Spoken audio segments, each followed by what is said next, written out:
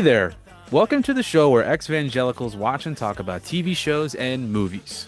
The ones we weren't allowed to watch as kids because, Satan and stuff. I'm Donovan. And I am Zach, and Jesus stole our movies. So let's get on the wrong side of a judge, get thrown into a jail, and have our wife and daughter disappear and come back home only to become a murderous barber and get this money back. Oh, money! Oh, fuck, movie! Let's get this movie You back! also said I'm not murderous doing barber. it. Huh? You also said murderous barber, which tipped your hand way too hard. I know I did. Let me do it one more. No, I can't do it again. Nope, it's Do all it- cat's do a out of the different- bag. Do a Cat's out of different the movie. bag. Do a different movie. I shouldn't have said murderous barber. Do a different Motherfucker. space. All right, so. Space. So, let's return home to our... Oh, fuck, man. I almost did it again. Space. Okay. So, let's go to the home of our favorite author, find out whether or not this witch is real, and get this movie back. Home of our favorite author. Misery? No. Which is real? Oh, you might not get this. Oh, I'm getting a little excited.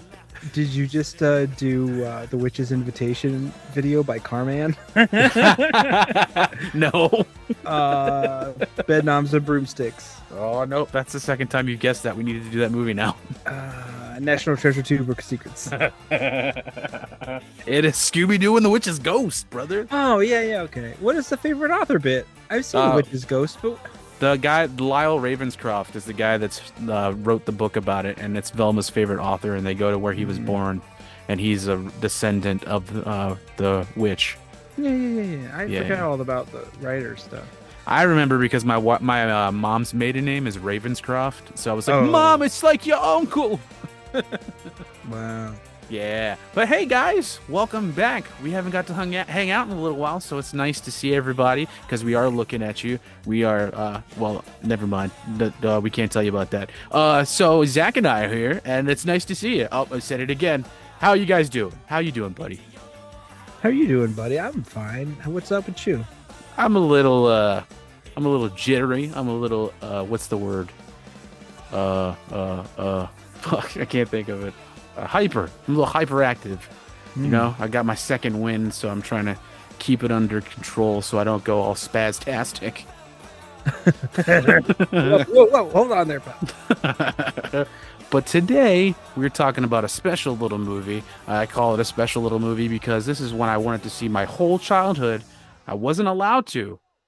Rarely we'd talk about that because usually my dad's a psycho and he's like, let's watch a scary movie. But this is one of the ones where he was like, you're not allowed to watch this because the kid is bad. You'll get bad ideas. And that's not very Christian. Kind of how you were talked to about Macaulay Culkin, you know? Yeah. So There's Ferris definitely Bueller. some rebellious spirit in this movie. Oh, yeah, absolutely. And that movie that we are talking about today is the John Hughes classic, Ferris Bueller's Day Off. This is our second John Hughes on this podcast. Yes, sir.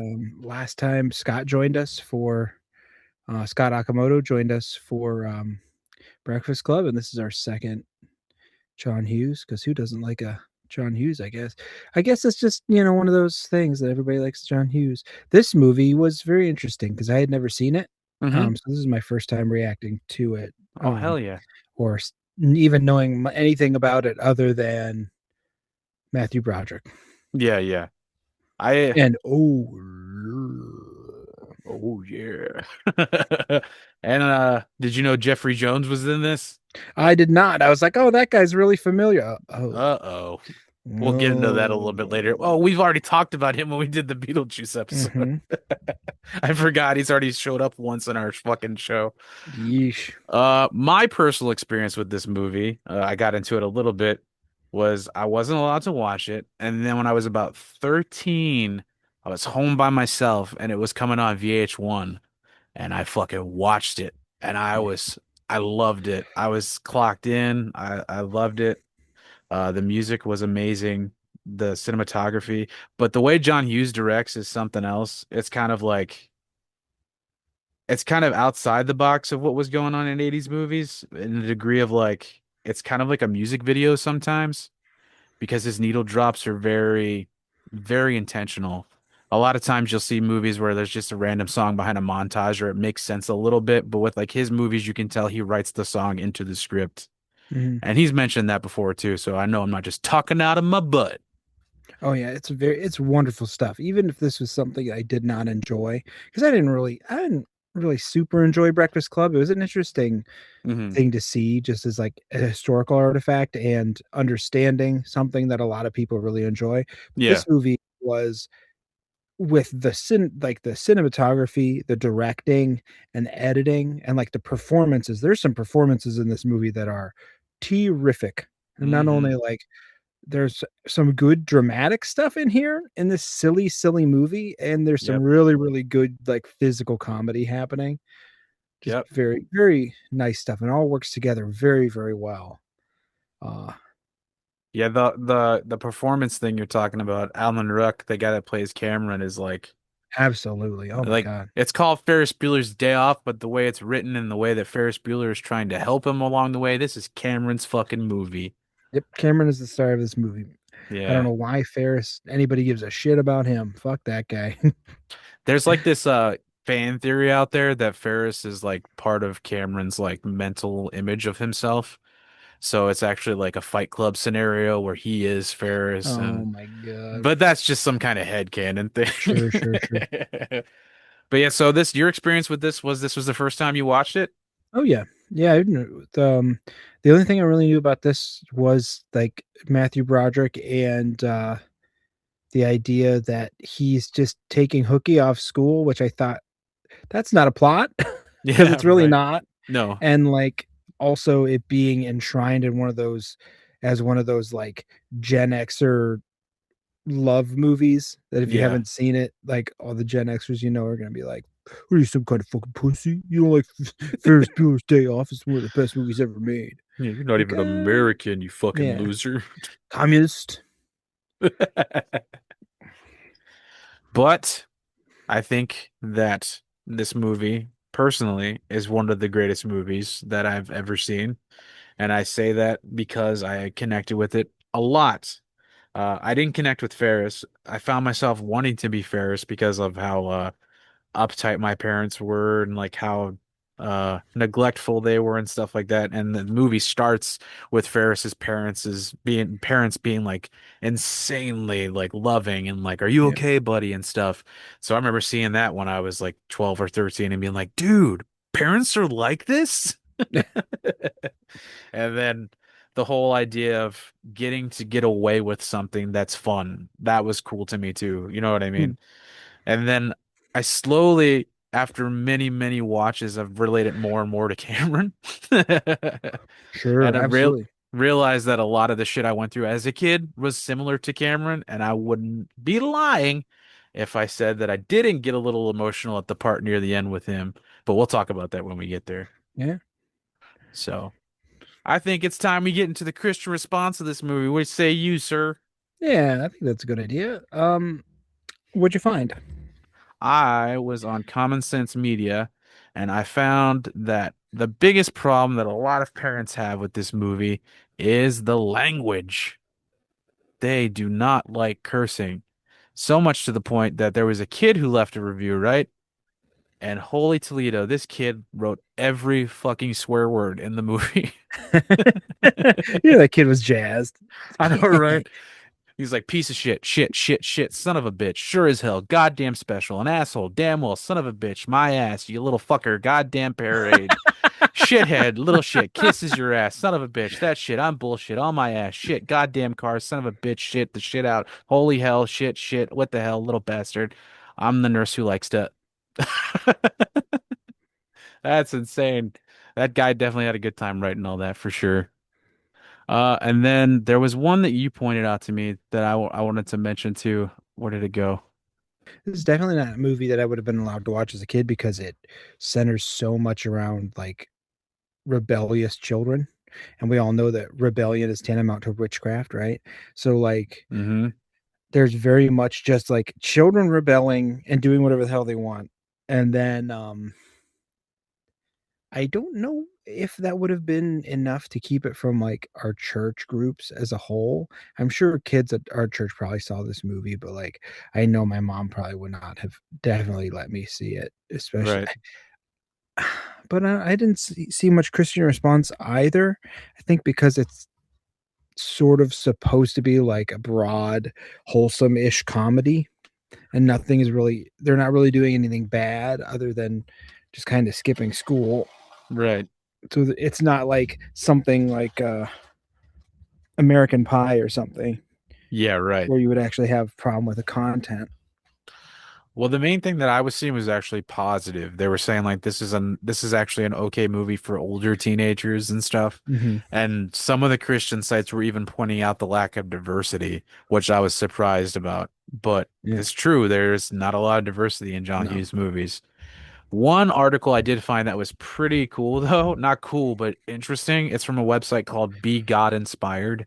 Hmm. The title of the article is Finding Rest and Renewal: Lessons from Ferris Bueller's Day Off and the Bible. Oh God. So Oh God. someone broke down Ferris Bueller and they took quotes from it and they related it to actual text from the Bible. Okay. I'll give you one example. Life moves pretty fast. If you don't stop and look around once in a while, you could miss it.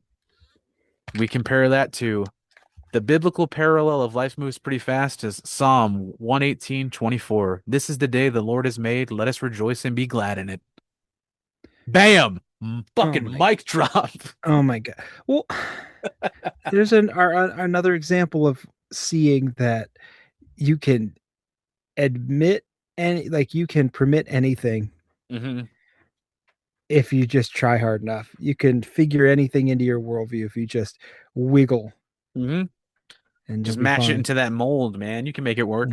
Yeah, this movie about a small, like the beginnings of a scam artist. Like this is an FBI level interstate criminal. Right, it's the Like prequel to Catch Me If You Can. I was just gonna say, yeah, this Ferris Bueller is Frank Abagnale for sure.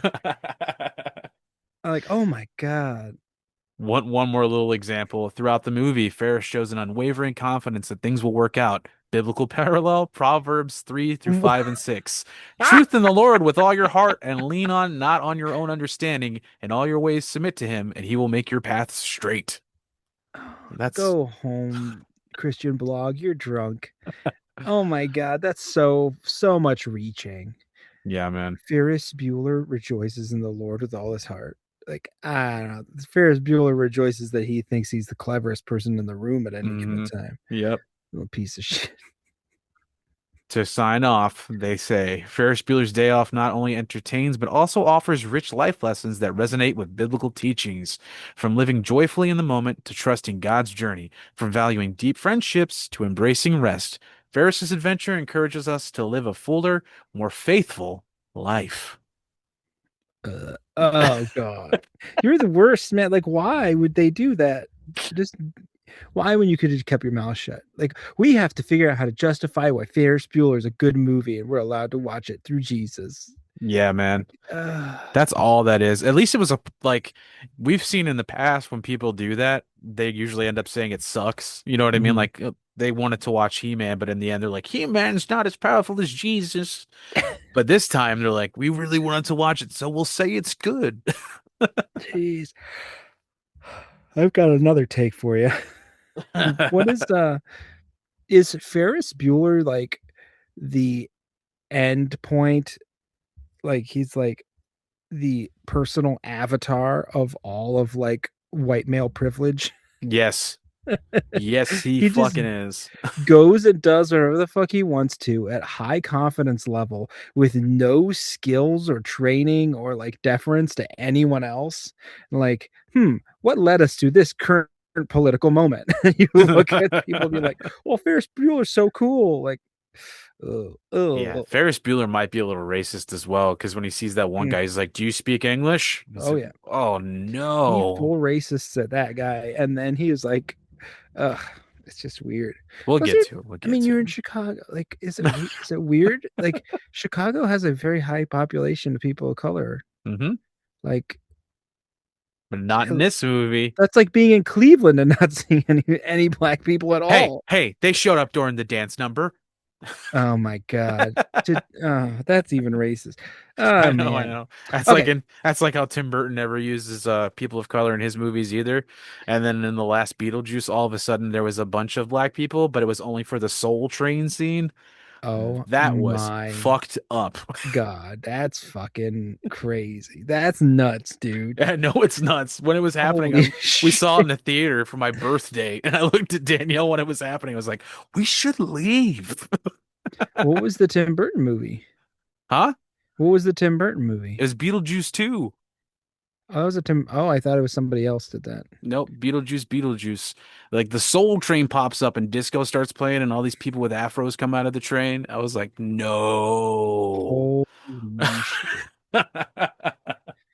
Well, But hopefully nobody felt unsafe or rough about that, and hopefully everybody was getting paid okay. yeah, it was a little rough. Yeah. Maybe one day we'll talk about that one since we did the first one. Or not. I'd be cool with not. Yeah, I don't know, man. That's wild. Yeah. So let's get into our film, shall we? Yes, sir. Let's do it to it. Let's do it to it.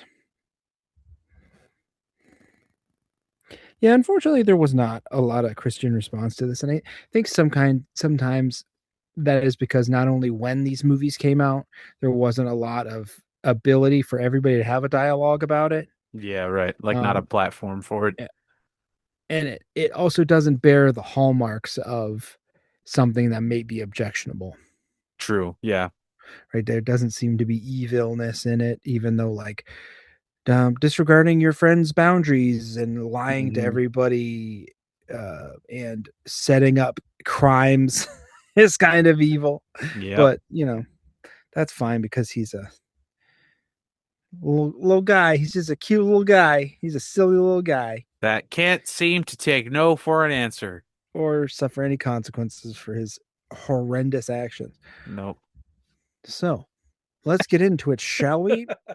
I said it before and I'll say it again. Life moves pretty fast. You don't stop and look around once in a while, you could miss it.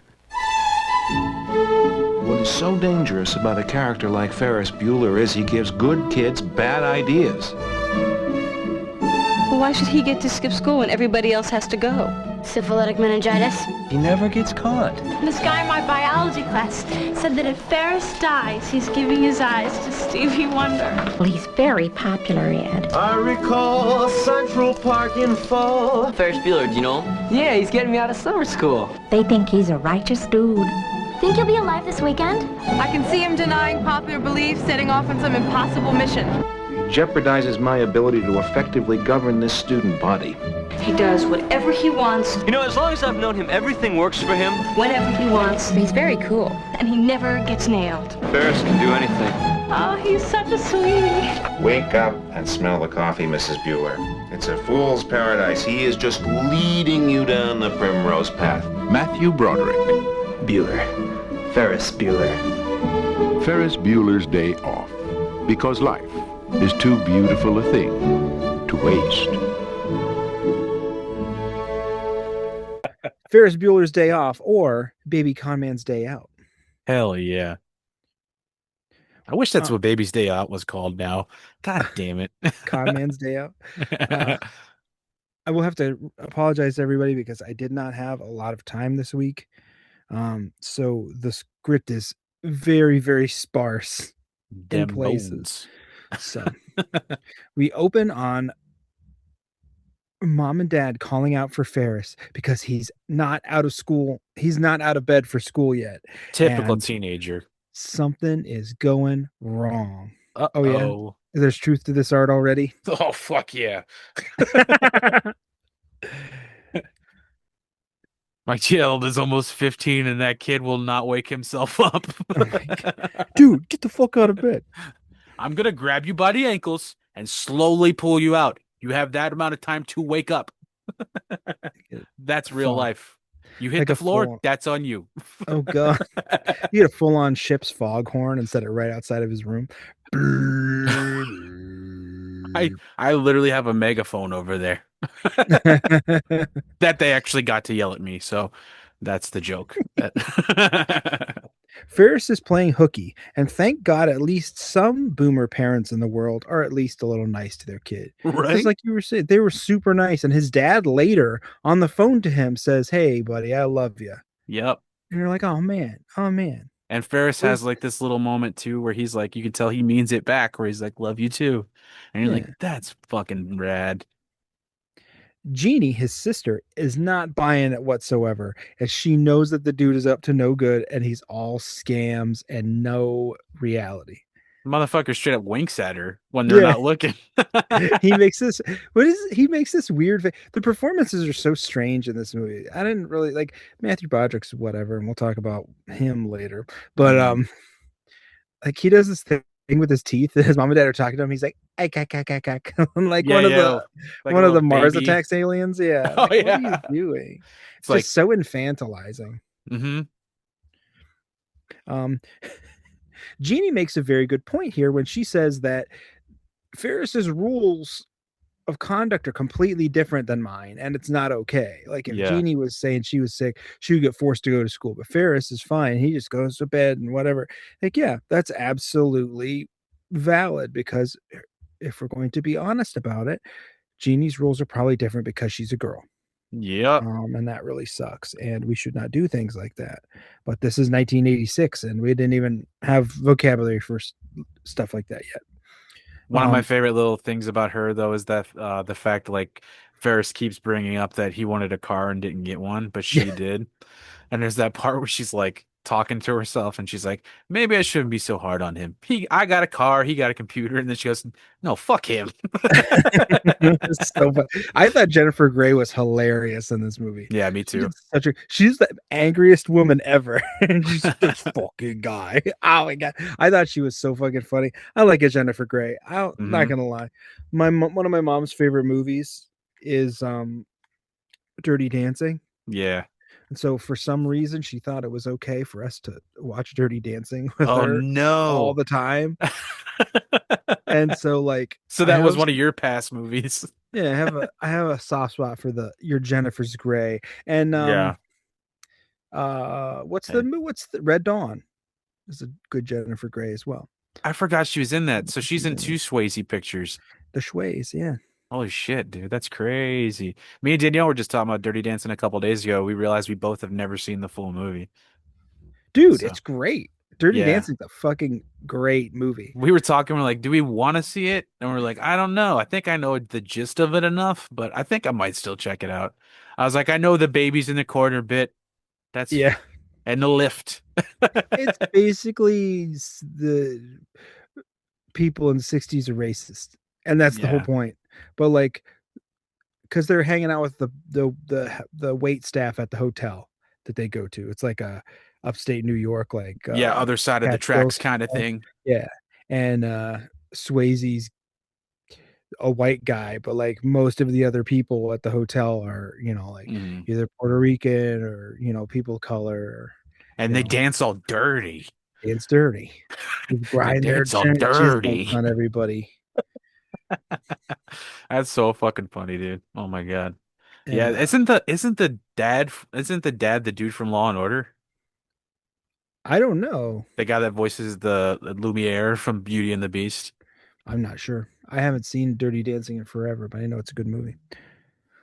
Uh, I'm gonna have Mom to and listen. dad leave, and immediately, you know what I hate? Do I despise? Uh-oh, I think I know because I can read it in capital letters. It's fourth wall breaking. I fucking hate fourth wall breaks. So I don't like Deadpool. Like I just can't I stand it. was about to say, so Zach, do you like Deadpool? I cannot fucking stand Deadpool. And it's just like Yeah, I don't like fourth wall breaks. And immediately Ferris is breaking the fourth wall. yeah, And they pander to the MTV generation by literally just having the MTV music video television logo yeah, play in the middle of him talking, which is like, was this sponsored? Like, did they give them money? They had to give them money. yeah, probably. And there's more fourth wall breaking as he explains the gimmick. He's been absent this semester from school 9 times, and this is the last one before his scams get too big and he Mhm. can't really cope with it. And I'm thinking to myself, yes, John Hughes, please explain to the children in great detail how to properly skip school. And I was like, Right. I don't know if this is advisable. So he's saying he has to bum a ride off of somebody if he's going to uh, optimize his hooky day, chill max, if you will. At school, the trademark monotone of Ben Stein is reading the roll call, but when he calls Bueller, Bueller, Bueller, somebody says that someone they know's sister's brother's wife's second cousin's great aunt said that Ferris was super sick and they saw him passed out at Baskin Robbins. Mm-hmm. Yep. She doesn't say Baskin Robbins, though. She says 31 flavors. 31 flavors. Yep. That's the name of the fucking place? No wonder they chose Baskin Robbins. Like, come on. He passed out at 31 flavors. You could be talking about a roast beef stand and not an ice cream shop. You know what I mean? Mm-hmm. Like 31 flavors of what? Of roast? Badass? There's 31 flavors of roast that you can have? My guy, there's 31 flavors of anything if you try hard enough. There's raspberry beef. I've never had raspberry beef before. You're blowing my mind. This is just garlic beef. I'd like some of that garlic beef, please. You got any of that cinnamon beef? Oh, yeah. You're going to take some of that roast. You're going to slap a big chunk of chocolate in the middle of it, and we're going to have a crazy time. A lava roast? Yeah, buddy. Oh, snap. Some magma. The teacher calls for someone named Fry, and we cut into our intro to Cameron, Ferris's best friend, or abuse target, take that as you will, laying sick in bed in a totally sick house. Like, this house is awesome, and everything in here is shot extremely well. The framing is great, the shot composition is wonderful, and we see that Cameron is a hypochondriac. And we get a little bit of the editing, like fantastic editing stuff here, where we see a phone conversation cutting back and forth between Ferris and Cameron. And there's a contrast of lighting. There's a full contrast of the music playing over the soundtrack, and just the general vibe and feeling is a really excellent juxtaposition. I'm like, there's so much thought and so much film craft went into this silly, dumb movie about a kid skipping school. And it's just like, oh man, that's satisfying. Like the tracking shots of like the bottles of Mucinex and Robitussin, little crumpled up Kleenex sitting next to the answering machine as he answers it on speakerphone. It's so great. And then like does like a pan over like a close up of him as he's talking to Ferris on the phone. The camera's always moving. Like nothing's ever really static in this movie. There's a couple of really, really good static shots later, but I believe those are very specifically anything that's supposed to be very geometrical. Is static. And I think that's just brilliant. Because there's some shots in here. The shot when Cameron's in the bed and he sings like a couple bars of the spiritual. I was gonna sing that. Yeah, that's one of my favorite moments. When Cameron was in Egypt land, let my Cameron go. It's completely static and it's shooting him from overhead. And his bed is in the corner of a square room with all these lines of the curtains behind him. It looked very, very good. Oh shit. I was gonna say too about the fourth wall breaking he does earlier in the movie. I was so like obsessed with that one little line, life moves pretty fast. If you don't stop to look around every once in a while, you can miss it. When I was in high school, I used to make short movies. That was like what me and my friends would always do. And I had that clipped and I would put that in the intro of all my videos. Oh, nice. It was called Limelight Productions. And then I would throw that up there. I used to make shorts all the time and shit. That was good times. Oh. We used to think we were jackass. So we would do dumb shit and record it, and like just did dumb shit and recorded it.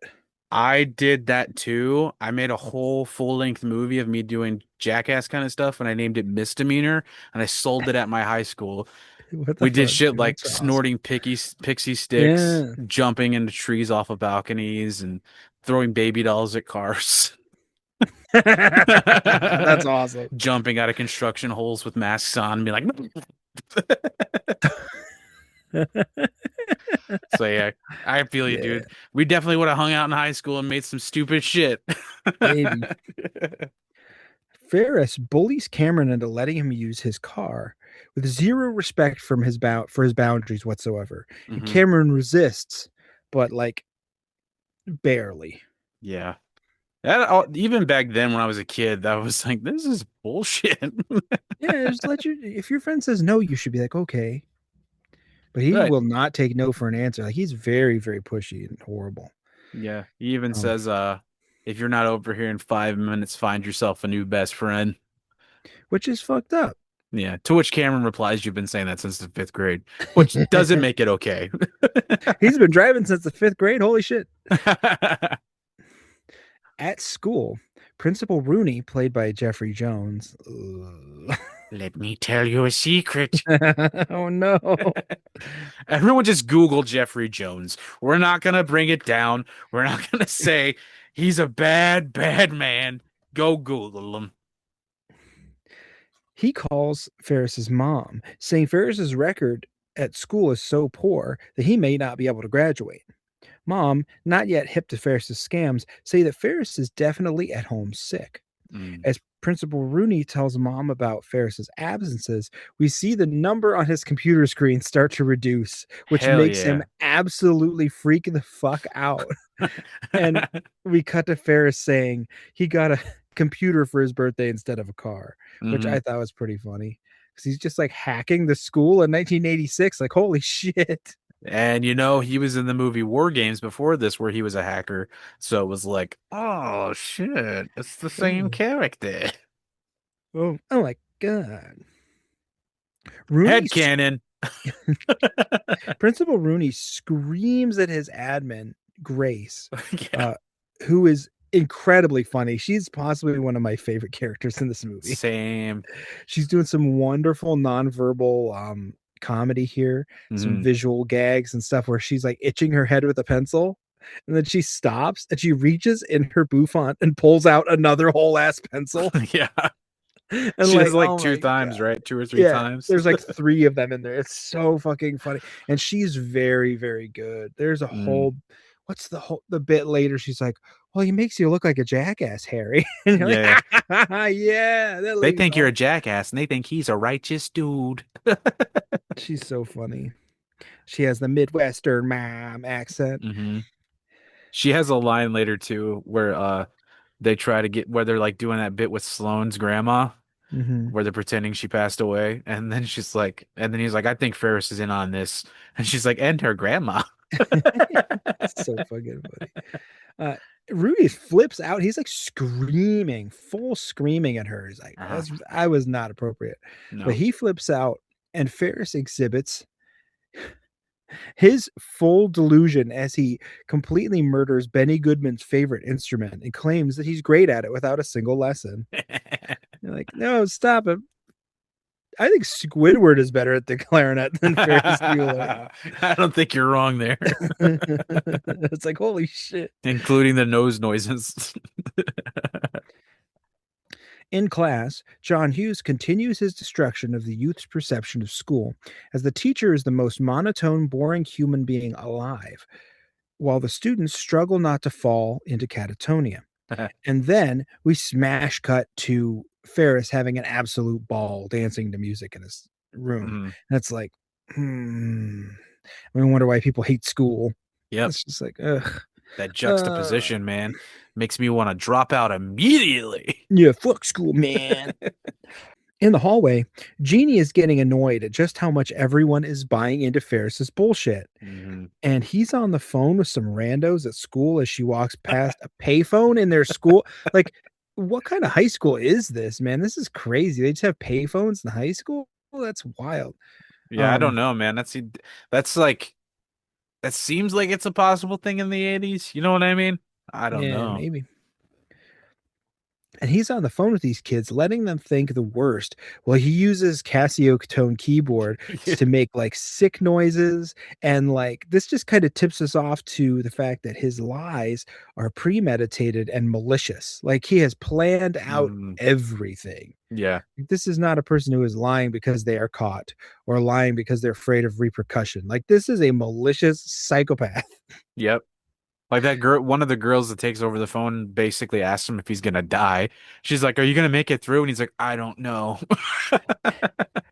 He's just a piece of shit. It goes to show that Ferris might be a little bit of a narcissist and a Maybe. sociopath. It's just like, holy moly. And if anybody was trying to get away with this in the 80s or even now, and it wasn't just this like charismatic like white kid, it wouldn't work because they would be like, put him in the jail. Like, oh shit. Well, yeah, like think about it too. The whole like idea of oh shit, I forgot what I was about to say. Nah, I'll just keep moving on. If I remember, I'll bring it back up. Ah, fuck. In Principal Rooney's office, he is steaming over Ferris, and Grace is a gem, delivering some incredible stuff as she runs through every single item on the high school tribal list. Hmm. She goes down through all of the different social strata, and it's very funny. Hmm. It's a great bit, and we learn there's 1,500 kids in this school that the Principal Rooney is responsible for. I'm like, holy shit. Yeah, it's a This is lot. another crazy bit. Like, remember when we were in when we did Breakfast Club, and the guy was like, "Oh, I don't even know you," and like, you go to school with these people every day and you don't know them. Like, Well, there you go. 1,500 kids in one school, sure, I that's don't know, nuts. man. I worked with these dudes for almost 3 years now, and I still don't know half their names. But that's a personal choice. Yeah. Oh, I remember what I was gonna say. If you really think about the whole idea of what he's doing as far as like getting sympathy from people, if you think about anyone in your real life and you apply that to like your brother or your sister, and you think about that, that's such a sick thing to do. Yeah. That is so psychotic to just be like, "Oh, I'm dying. Don't you feel bad for me?" That's Yeah, and some of the stuff he says to Cameron later is like straight up abusive. Yeah, I He agree with you. doesn't he doesn't treat Sloane that way, but like if he's capable of doing it to his parents, his sister, and Cameron, then he's capable of doing it to her. Yeah. But Ferris is on the phone with Cameron, bullying him even further, haranguing him into coming to pick him up. Ferris's dad calls, Ferris bluffs, and I think there's a funny line in here, but I don't remember what it was. Um, Karen falls into the trap of the abuser, and Alan Ruck does some absolutely wonderful solo stuff. And Mhm. this is the point when I have in my notes that Cameron is the star of the show. Like, Yeah. he's just so good. Like, he's so expressive. He's doing such great work. There's a lot of physical stuff that in Cameron's performance that he does. Yeah. Um, and his face is just he's making these faces. He has a lot of very subtle stuff happening Yeah, with that's his what I was about to say. expressions. Oh my god. It's not over the top. It's very like toned down, but also very it pops. Like he's Right. very expressive in a small way, but he gets it through. It's a lot of the eyes.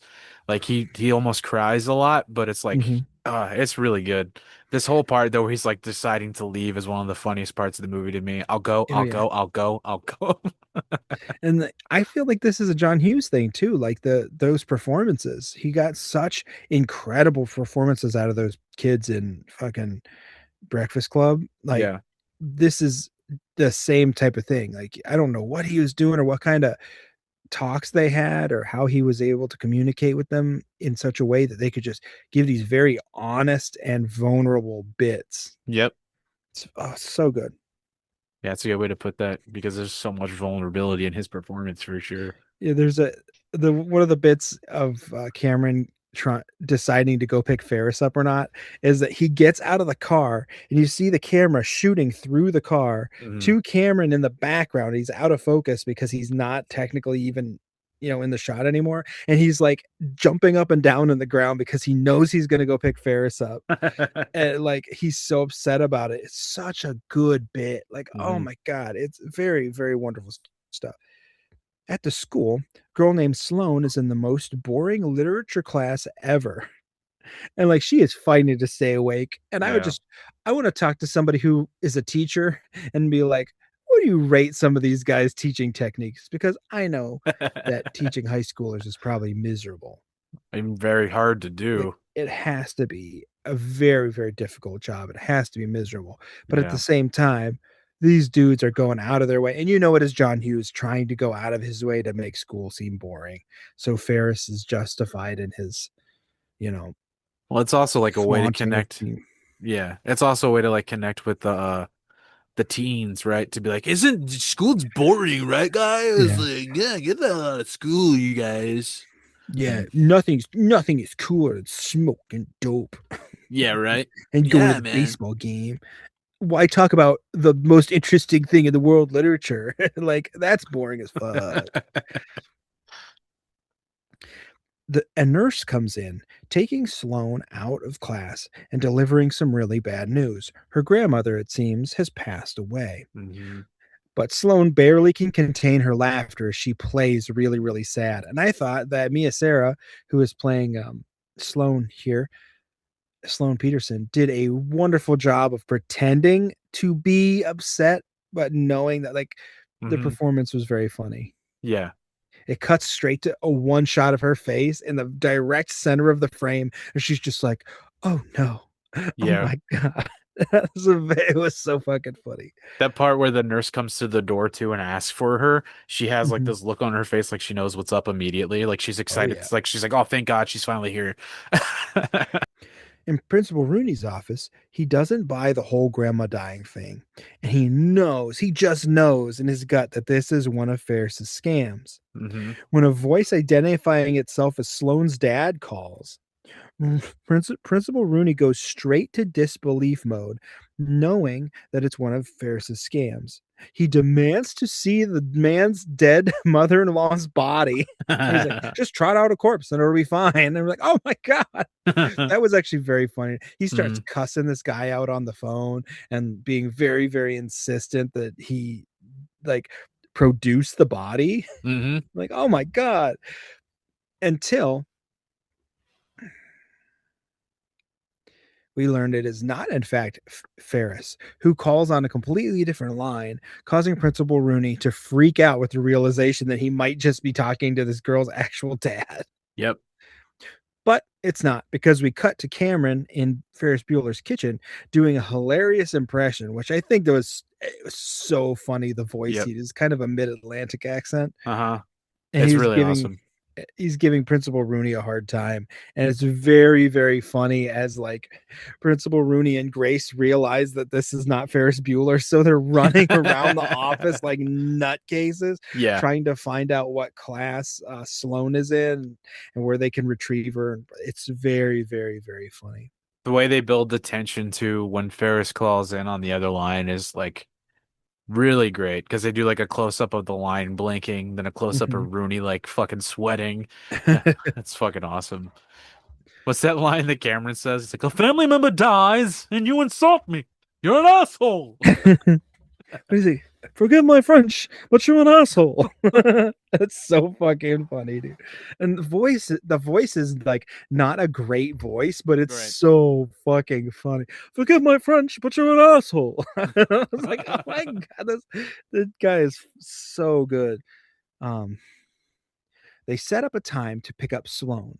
We actually get a nice vulnerable moment where Cameron stands up to Ferris for hitting him because he very, very nearly messes up the whole gimmick.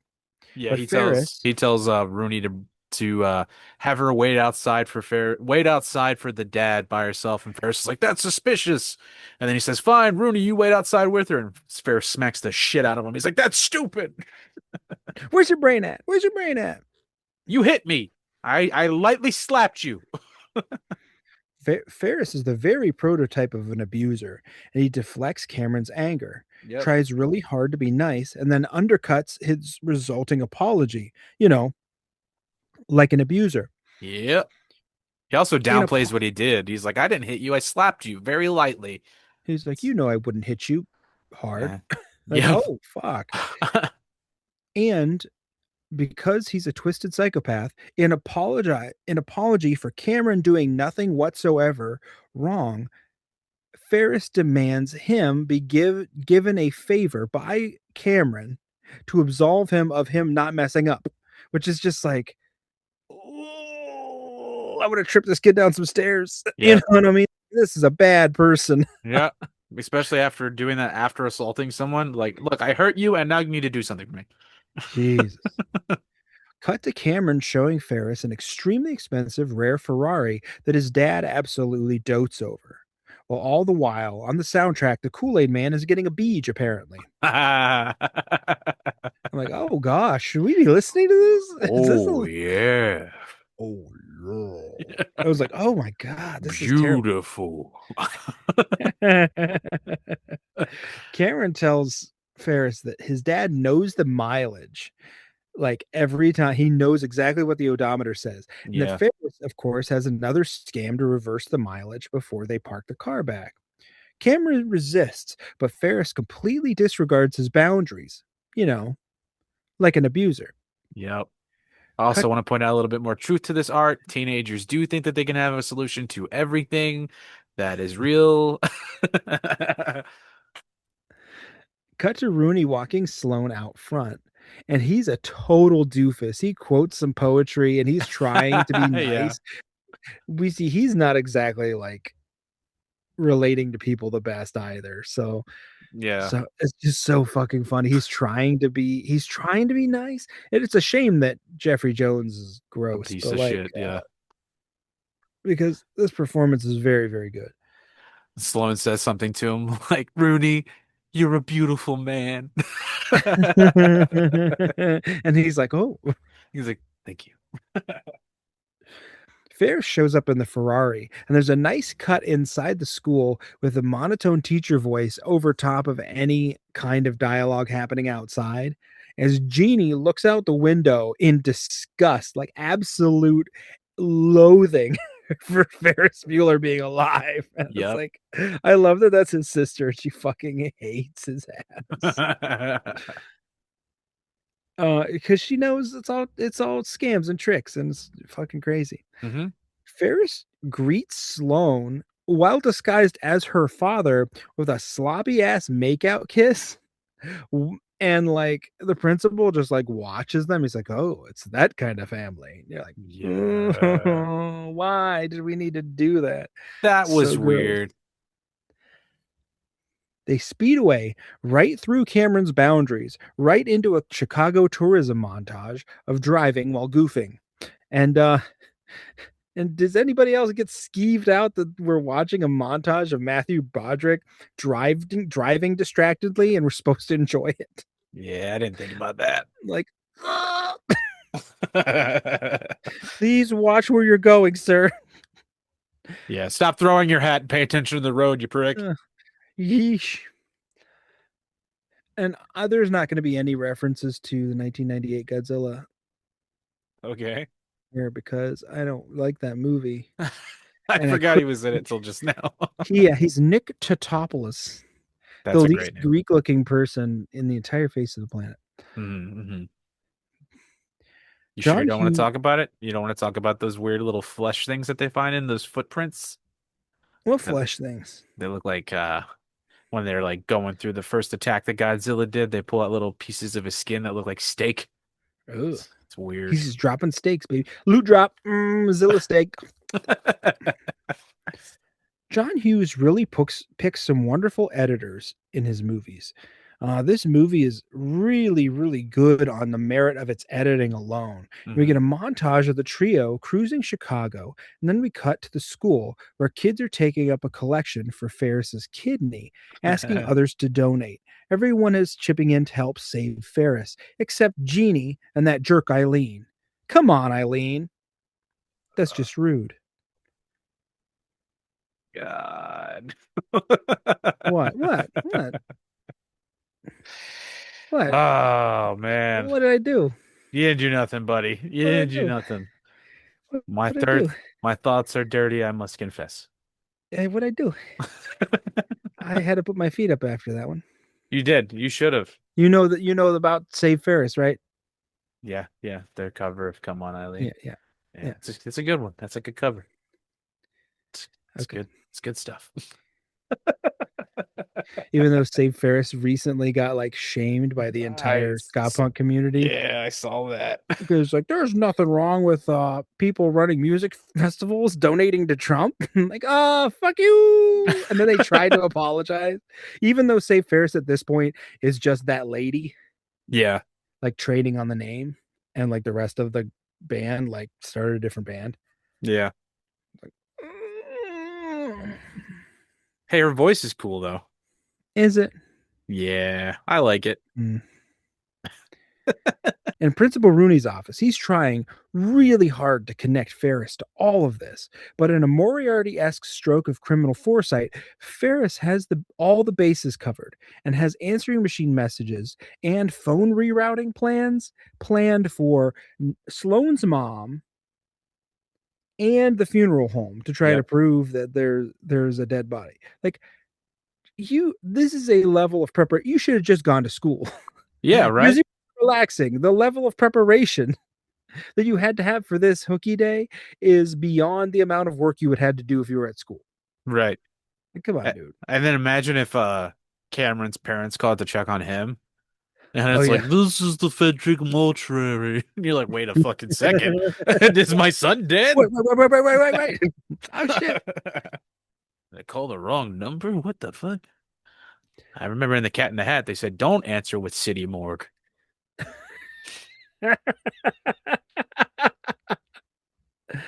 What the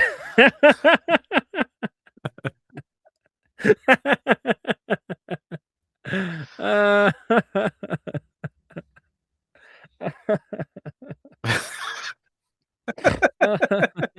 next time somebody calls me with an unknown number that says spam risk, I'm just gonna answer. Cuyahoga County Coroner's Office. Yeah, right? Or you can act like they called a sex line. That'd be great. Oh, yeah. Hey, big boy.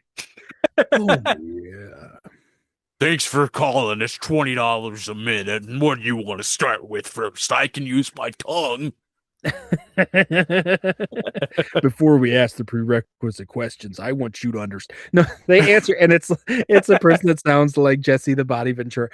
Before we start with the prerequisite questions, I want you to understand I'm not wearing anything at all. I'm completely in the nude. I started with the. Go ahead. I also wanted to relate to you that this office chair's fabric is extremely comfortable as it rubs against my taint. My fleshy fun bridge. I also wanted to let you know that I started with a loincloth, but it made me a little swampy, so I took it off.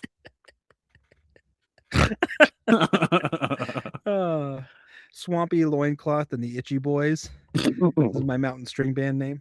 Hell yeah, buddy. Off with the trio, they pull into a garage, and Cameron, in very, very good mini monologue, refuses to let Ferris leave his car in the garage. Like, he's like, what if somebody breathes on it wrong or dents it or scratch? It's so fucking good. Yep. But relax, Ferris has it covered. Nothing bad ever happens to him. And he'll ask some fucking guy to watch it. What guy, you ask? Oh, the guy Ferris is going to be racist to by just asking him if he speaks English. And he's like, doesn't even look like he's like not ethnically a Caucasian person. He just has a large nose and dark hair. Mm-hmm. Oh, is he that racist? Yep. And then he's like, this is America, isn't it? And it's like, yeah, fuck you. He's like, do you speak English? He's like, what country do you think you're in? And like, I was like, that guy doesn't even like, you know who that guy looks like? The dude that was in the first episode of Buffy, the guy with the Duke that got transformed into a vampire. If I remember correctly, I think he's in the Bob Hoskins Super Mario Brothers. I think he's one of the main henchmen. Oh, that guy from Ferris Bueller? Yeah. If I remember correctly. Which cool. is a weird little tidbit. That's weird. Yeah, that's a good one. I only know that because I watched these around the same time and I was like, that's the fucking guy from Mario. When the guy Ferris is racist to says, just trust me, I'm a professional, he promptly drives off with the Ferrari to joyride all around Hell yeah. the city of Chicago. And there's really nice shots, and it's all very well set up as you see the kids walking up the sidewalk and the car behind them pull out of the garage and drive down the street. It's just beautiful. I'm going to say it a million times in this movie, but like the camera stuff is great. It's just peak. Yeah, that little bit you mentioned, they do that kind of thing a lot, and it's one of my favorite things about it, where it's like it's timed so perfectly, where it's like the shot where Ferris is on the TV and his dad is at the Rooney's at the bar and he's like looking over at the bar Oh and yeah. then the second he looks back at the TV, Ferris is off of it. They do that Hmm. kind of shit like all the time with his dad and all that stuff and like the way that they have to time it to film it, took a lot of practice and it's Oh yeah. like, oh, it's just so cool to see the stuff like that because they don't do stuff like that a lot anymore And unless it's everybody's like working their butts CGI. off.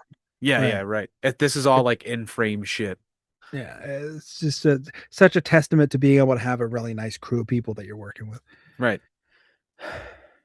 At home, mom goes up to the house to check on Ferris because she said she was in the neighborhood Mhm. trying to sell some houses. And he's got that covered too with an elaborate dummy setup that rolls over every time she opens the door to his room. Mhm. And it's just what a skis ball. Like he has every angle covered. Like this guy is like a criminal mastermind. Just like, God damn it. The little 13-year-old me was like, this guy's a fucking genius. I gotta, I gotta figure this out. I'm gonna get out of church one day by doing this. If only, if only. Cut to the Sears Tower because, Chicago tourism and some wonderful camera stuff and some really nice Cameron stuff as we see him clearly grappling with his parental issues. Mhm. Again, incredible shooting. Like, I didn't note who the DP was on this movie, but there's a great, completely bird's eye top down shot of the Chicago city streets. Mhm. And it's one of these shots where you even said earlier, there's not a lot of static camera Yeah. this movie, but when it is, it's very, very effective because there's one shots of them with their heads pressed against the glass in the Sears Tower looking down, Yeah. and they're completely static. And then there's the inverse shot of looking straight down onto the streets of Chicago. It's beautiful stuff. Yeah. I'm probably gonna try to convince myself to not mention that as much going forward because like we can beat a dead horse, but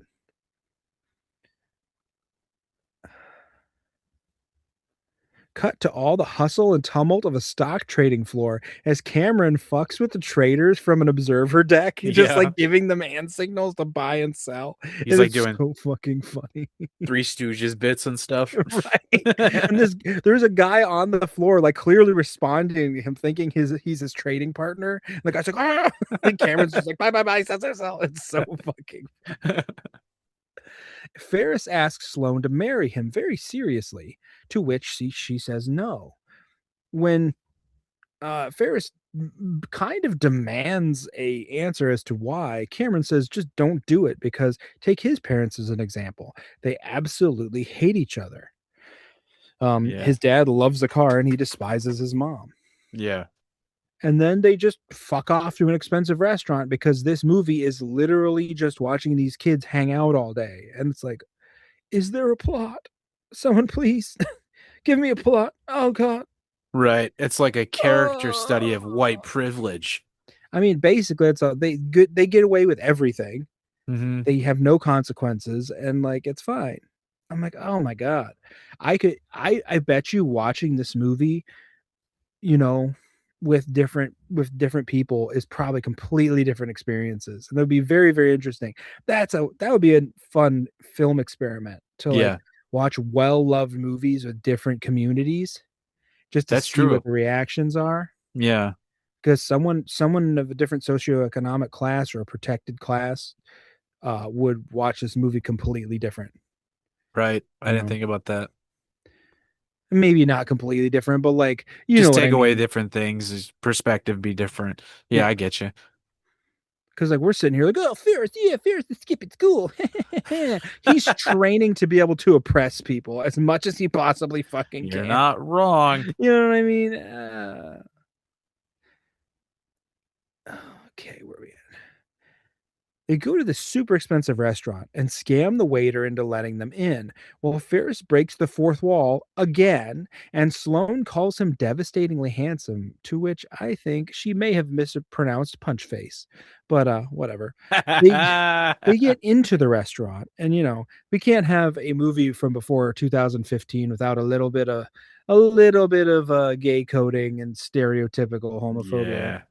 Because the maitre d' at the restaurant is just like sort of a mean gay. Yeah, he's very flamboyant and stuff. that's why is that a stereotype? I don't understand why that's a stereotype. And it's always the maitre d'. Like Always. always the maitre d' every fucking time. It's kind of like, I don't know. It's kind of a gross thing to say. You know, I'm sure there's plenty of maitre d's that aren't mean. And there's Yeah, tons of gays that aren't shitty bitchy gays. So you know what I right. mean? It's Like it's weird. just a shitty fucking stereotype. It's awful. I wonder where that trope started. It's like one dude had a bad experience with a mean person, and they were just like, "That's all of them. Yep. Put him in every movie that way." Absolutely everything. Complete like taint everybody's vision of something specifically. And I know a lot of people don't think so, but I know that movies, especially when monoculture was still as grippy as it was on our, society, Mm, that a lot of ways things were framed in movies are just how people kind of thought of things. yeah, So like you do have with a platform that large, you do kind of have a responsibility to not lead people down the path of thinking other people are shitty true because that. you think they're shitty. But no one ever be nice, so whatever.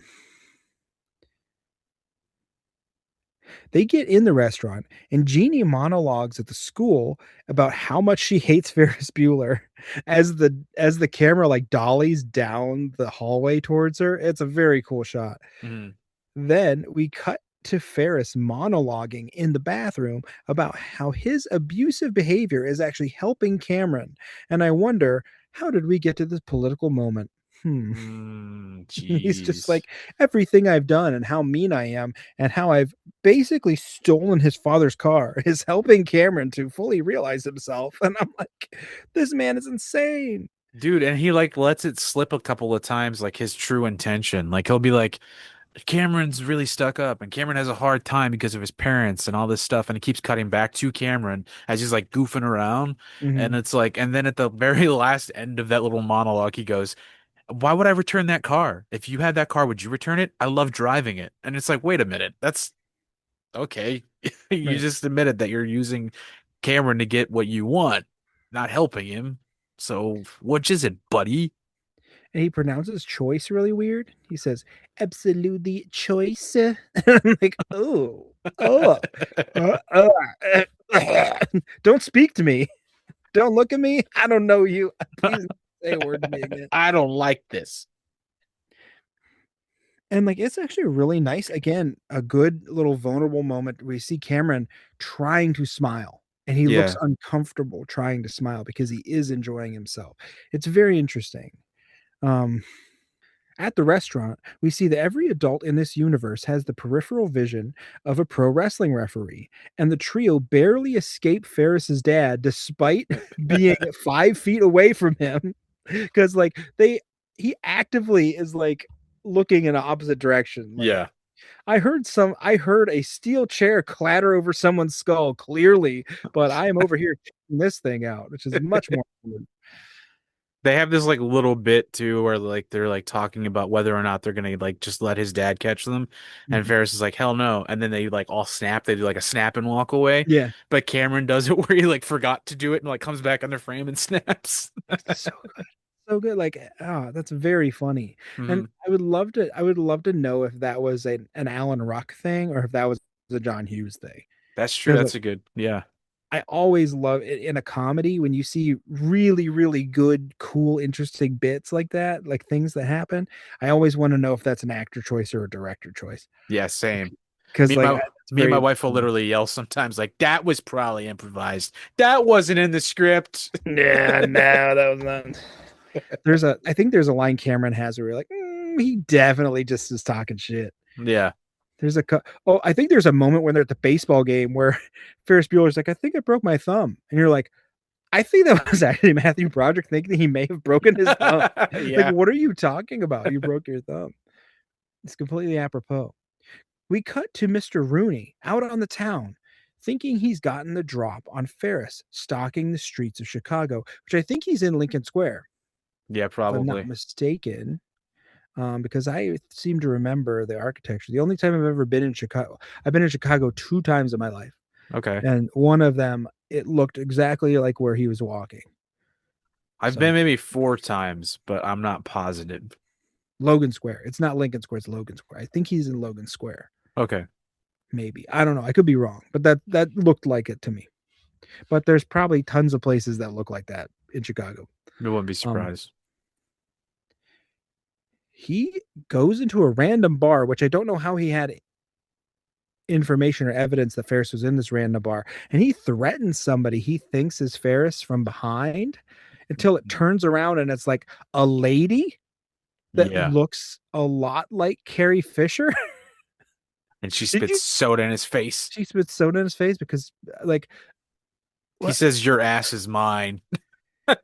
And I was like, holy shit. She would have Yeah. had every. Nowadays, he would have just got swung on. That lady would just punch I him in the thought that's what was face. gonna happen. Did she not look like Princess Leia? She looked like Carrie Fisher. A little bit, Was it yeah, I just can me? definitely see it. No, I can I don't see know. it for sure. I also like it didn't look like Matthew Broderick at all. No. Like even from behind, there was definitely a lady. And he like walks up, he's like, Bueller. It's like, And wait, that no, yeah, dude. how did he have evidence he was in this bar specifically? How did he think that was Ferris? It makes no sense. Right. There's a really funny bit here where he's mopping his face from the soda. Uh-huh. And he's looking, you already mentioned he's looking from the baseball game to the TV to the thing, and his Principal Rooney asks the fry cook at the bar. He's like, "What's the score?" And he's like, "It's a tied." And then he says, "Who's winning?"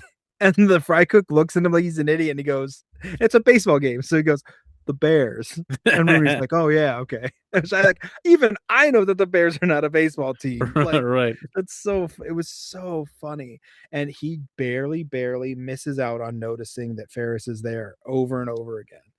It's very funny stuff.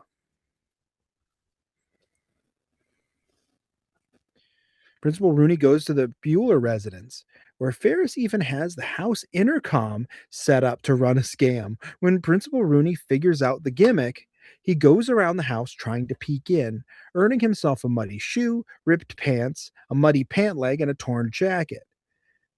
All in some absolutely, and again, Jeffrey Jones is kind of not kind of gross. We don't even have to say allegedly. Like, the Yeah. dude's nasty.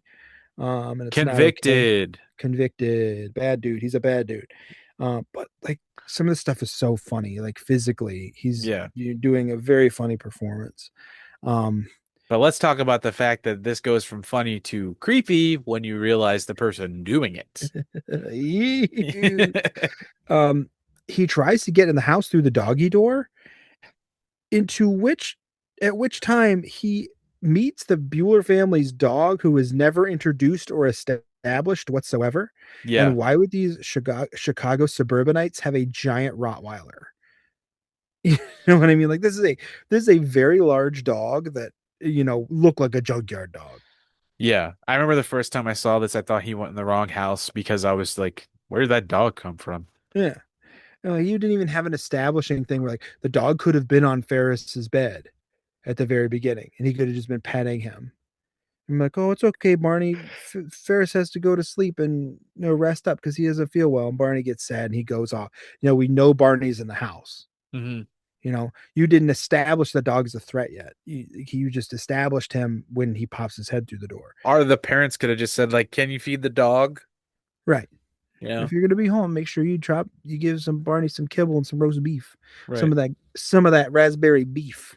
Not the chocolate beef. No Don't chocolate beef. give Not garlic Barney beef. the chocolate beef. Give Barney the beef flavored beef. Beef brand, beef flavored beef. The dog, of course, responds negatively to the intruder and chases him away. Hell yeah. Cut to the kids. Did I miss the whole baseball game? I missed the whole baseball game. Oh, well. They went to Wrigley. There's sports. Who cares? We mentioned it. I think I broke my thumb. Yeah, who cares? Cut to the kids at the art museum and a really terrific montage of the three of them just experiencing art in the way you're supposed to experience. It's absolutely wonderful. Mm-hmm. The film echoes the paintings on display with the kids in the foreground, the art and the architecture gorgeous behind and around them.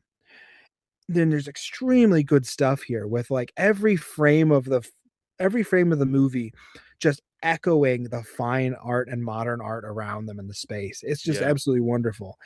Ferris and Sloane make out in front of a really fancy stained glass window, while Cameron stares so hard into the void at um, the people at the park painting Yeah. that damn painting might just stare back at him. And Hmm. he's on some like Pikmin's model type of shit where he just like stares at it and knows that little faceless child is like pulling his soul away or something. Hmm. It's very wild. And I don't know, I think he's seeing himself in the faceless child. And Yeah. there's this like Ferris and Sloan are off making out and he's having realizations about himself and being Yeah. very vulnerable. Again, the Cameron stuff is terrific. Ferris is just a kind of a doofus Yeah. and like he's abusing everybody and running everything around and becoming like a criminal mastermind. Well, like Cameron is slowly coming to terms with himself. Yeah, it's a pretty great arc, especially the way it goes towards the end, the way he just like becomes who he is and fills into himself, you know what I mean? Mhm. They say, imagine if we were at school, we'd still be a gym class, and we see Jeannie in her car, like literally pulls up, and we see all the gym class kids being run around the track by a man in a golf cart, which is very funny. Hell yeah. That gym teacher ain't doing shit. I'm not getting off this Cushman. Are you kidding me? And he's screaming at him like they stole money from him. He's like, "I'm moving." And Jeannie's like, I hate that bastard. And Yep. she's so, I think Jennifer Grey is lightweight the funniest person in this movie. Well, She's doing some shit.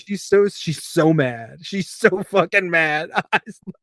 Yeah, right. You say Ferris Bueller, you lose a testicle. She then proceeds to drive home.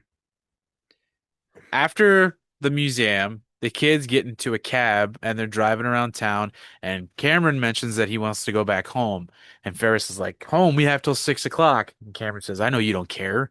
And he's like, "You don't think I care?" You don't think he gets all offended. And he goes, and he says, "What did you see today? I've taken you everywhere." And Cameron's like, "Nothing good."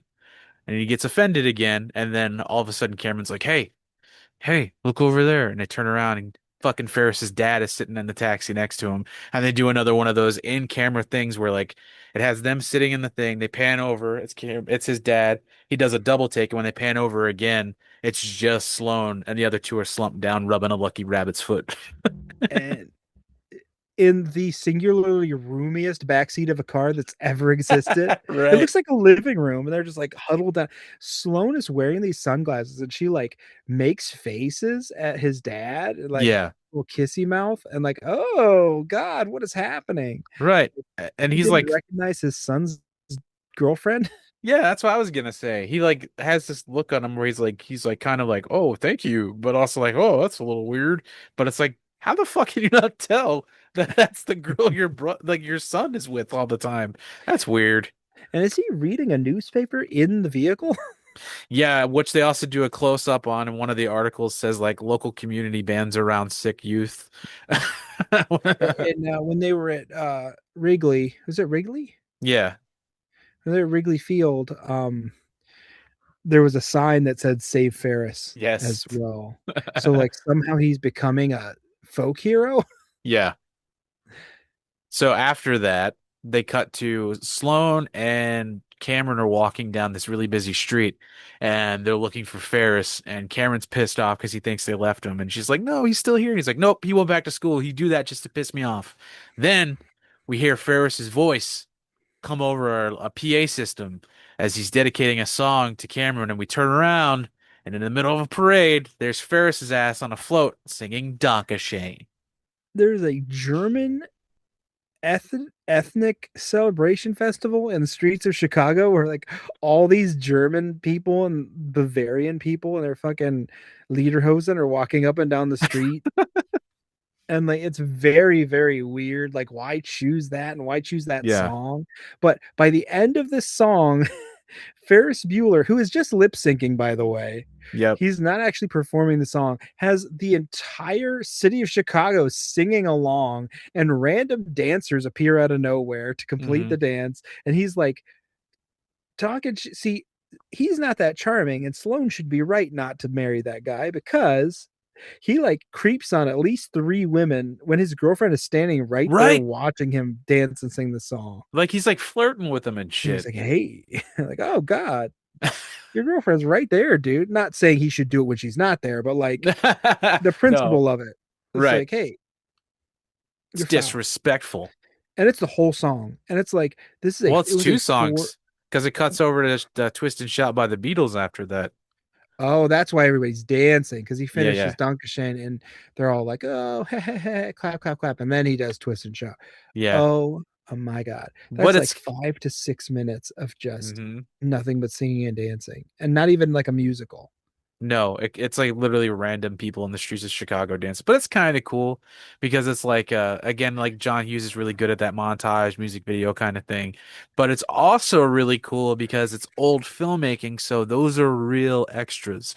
And it is a fucking sea of people around the float all the way to the back of the scene. Like, which to me, I love stuff like that in old movies because they don't do that anymore. And presumably actually on the streets of Chicago too. Right, exactly. Like, not They in the like volume, not in, nope. green screen, not on a back lot. Like they're actually in Chicago. Yep. It's fucking awesome. I love that so much. Then after that, they go to pick up the car, the Ferrari, and Cameron's actually in a good mood. Cameron's ready to go. You can see like his arc has been like, hey, I'm pretty relaxed now. I'm pretty happy. As they get into the garage to pick up the car, the two dudes pull up on one side where they can't see and get out, and the other guy brings the car around another one of those little in the another one of those little like, oh, if they would have just turned around, they would have Yep. saw. Because nobody pays attention to anything in these movies. Nope. And they get in the car, and as they're driving back home, Ferris looks down at the odometer and he's like, wait a second, and does some maths and realizes that there's a lot more miles than they thought. And Cameron notices and proceeds to have a nervous breakdown. And he is having a full crisis. Like he fully disassociates. It goes like catatonic. He's Yeah. having a very hard crisis because presumably his dad is not a very nice dude and he treats him poorly because he's having this much of a reaction. Yep. And meanwhile, while all this is going on, back home where Jeannie is now returned, Rooney is still there trying to sneak his way in, but while he was waiting, someone dropped off some flowers for Ferris, and he realized that if I give that dog these flowers, he's gonna pass the fuck out. So he does, and the dog goes to sleep. But Yeah, while so he did he knock the dog in the head with the flowers? Like did he hit him with the vase? I assumed that he let them eat the flowers, and they're a kind of flower that like knocks out the dog. That's what I assumed. I Or don't he know. could have just fucking whacked him on the dome, like Which let because he me tell calls him a you, little fucker. hey man, that dog's just doing his job, you piece of Yeah. shit. You deserve to get your ass beat. He's like, come to Uncle Rooney, you little fucker. And yeah, he either bludgeons this dog unconscious with a vase or he poisons him. Yeah. And Jeannie's creeping through the house because she knows somebody's there. And she thinks it's Ferris. Mm-hmm. And And he Rooney's thinks in that there. he's stalking Ferris. Yep. So they end up like bumping into each other. And Jeannie, seeing a man that is not supposed to be in her home, is suitably freaked out and she runs up the stairs. Well, she kicks the fuck out of him like 3 times first. Right in the face. Making him drop his wallet. Hmm. And she runs upstairs and calls the cops. To which, again, here's a really, really good point that was made. She's having to justify that there's a strange man in my house. I need you to come and help me. I need somebody to come to my house and help me. I do not know if I am safe. I am probably under threat. This man is not supposed to be in my house. He is not part of my family. Right. I've never seen him before. And like, I need you to help me out. And they're like giving her a hard time and like making her explain herself over and over again. It was really rough, man. I'm like, holy shit. How many people have actually been in a situation like this where like Right. she just has to justify like Needing help and like Yeah. work really hard to convince someone that she is being sincere. Yeah, it's nuts. So Rooney leaves because he was freaked out because Yeah. what she saw him, and she's like staying waiting in the house. Yeah. And meanwhile, we see that his car has been parked in front of a fire hydrant so long that they're starting to like tow it. Yep. Oh no, that's not till later. No, it's got like 7 tickets. He's just like accumulating tickets while all this shit's going on. And he like tries to get in the car and they can't get in the car because he's only got one shoe on. Yep. And like obviously they're not gonna stop and like Hmm. it was kind of very funny. And then with Ferris, Cameron, and Sloane, they're back at a house. I don't know whose house it is. I've never been able to tell. But they're at somebody's house and they're swimming. They got Cameron sitting outside the pool, and Sloane and Ferris are sitting in it. And Ferris, for the first time, actually looks concerned about Cameron. And he's Right. like, I don't know what's going on. This might be my fault. And then while they're talking, Cameron just fucking face first dives into the pool and sinks to the bottom and doesn't come back up. He lets all his air out, so he just sinks. And Ferris dives in after him to save him. And this is again one of these John Hughes moments that's so real and Yeah, so like vulnerable.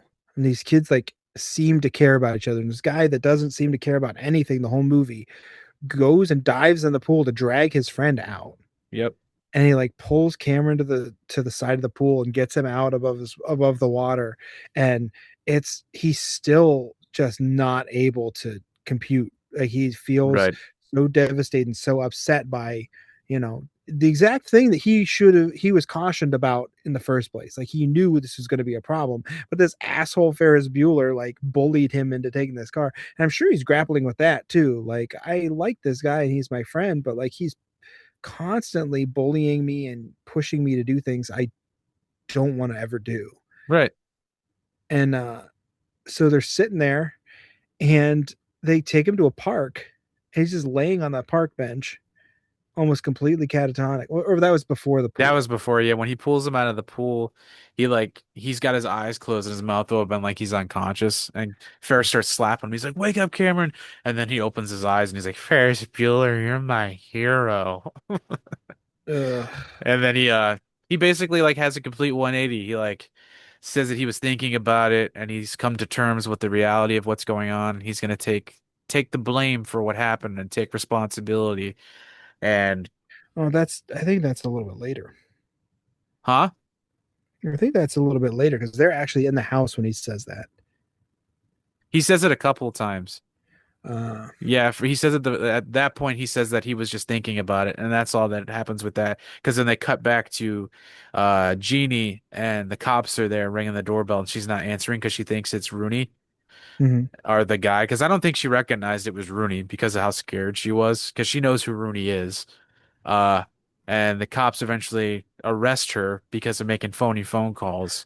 Oh, we missed the Louis Anderson cameo. Did you see Louis Anderson? No, He was with the dirty telegram lady no, I don't remember that. because somebody sent a dirty telegram to Ferris's house, Yeah, and the I think Principal Rooney opens the door, or one of them. Jeannie. I Or don't I think remember. it's Jeannie.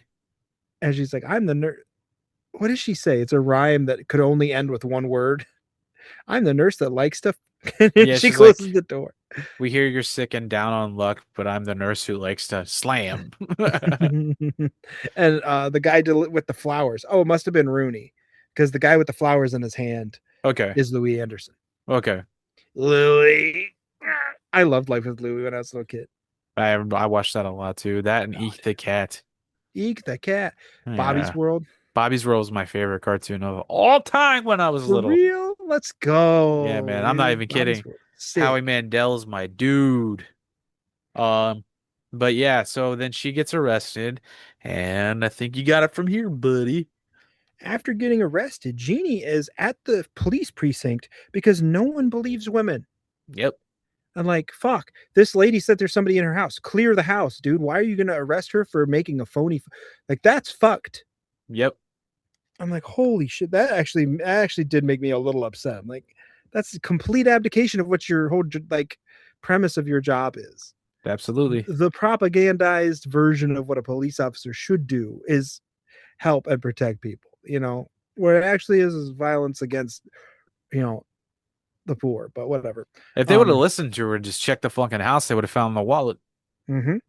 But of course, they just And arrested muddy her. footprints. They would Yep. have found A signs dog that and was knocked out. incapacitated dog. Yeah, sure. After getting arrested, Jeannie's at the police precinct, and as she waits for her mom to come pick her up, she tells a young man with tiger blood that she hates Ferris Bueller. Hmm. Of course, this dude tells Jeannie that the problem is her. But, I guess he was too busy winning to give good advice. And apparently, Ferris is a folk hero to all of Chicago because the unnamed young Charlie Sheen here says that there's a guy you should talk to. She's like, if you say Ferris Bueller, I'm going to kill you. Yep. And there's a close-up shot of Jeannie's fist clenching. She knows she's gonna play. I fucking love Jennifer Grey's performance in this movie. It was Mhm. so funny. She's so just pissed. She radiated absolute loathing, and it was a Uh-huh. joy to watch. I love the part Um, where she's like, stick your thumb up your butt or something like that. And he looks at his thumb. And then she's like, go blow yourself. And he looks down. yeah, the editing and the smash cuts are fucking terrific in this movie. There's always a comedic beat. There's always a cut to something that is the punchline of the joke. Yeah. It's so fucking funny. Cameron and Ferris and Sloane are back at Cameron's house, which again is architecturally very cool. It's all windows, it's overlooking like this wooded area. It Yeah. looks phenomenal. It's just a cool house. And Cameron did say earlier that he feels like everything in his house is like a museum. It's Yeah. cold and you can't touch anything, and it's just inhospitable and not homey at all. Right. Which makes sense because that's what we've seen. Yeah, even his bedroom looks like a floor model of something. Mhm. They're running the car in reverse up on a jack stand to reverse the mileage. And Cameron says something vulnerable, that like he was really struggling and he thought he was not going to make it out of that pool, or like maybe he will stand up to his dad, or something very vulnerable and very serious. I think he said he thought that was it. Like he Yeah. was going to let himself end his life. And it just gets played into a joke when Sloane says, when you were at the pool and you were pretending not to see anything, did you see me take off all my clothes? And he's like, yeah, I did creep on you because this is the 80s and I'm not even going to pretend to have any common human decency Yeah, and right. turn my eyes away. Then he gets up and goes to check the car. He's like, because when she says that, he doesn't answer. He's like, I'm gonna go check the car. And he realizes the miles aren't in fact coming off of the car when you drive it in reverse. That's not how it works. And Ferris Bueller is not so smart after all. And then this is my favorite part of the whole movie. This right here is my favorite performance of the whole thing. So fucking good. Alan Ruck is terrific here, and Cameron again shows himself as being the star of the show. John Hughes gets these incredibly vulnerable performances out of these young actors, and it's wonderful, wonderful stuff. Cameron says that he needs to stand up to the old man, and I was like, yeah, fuck that guy, get him. Like, his performance is so good. He freaks out and says, F him all. And he starts to kick the bumper of the car.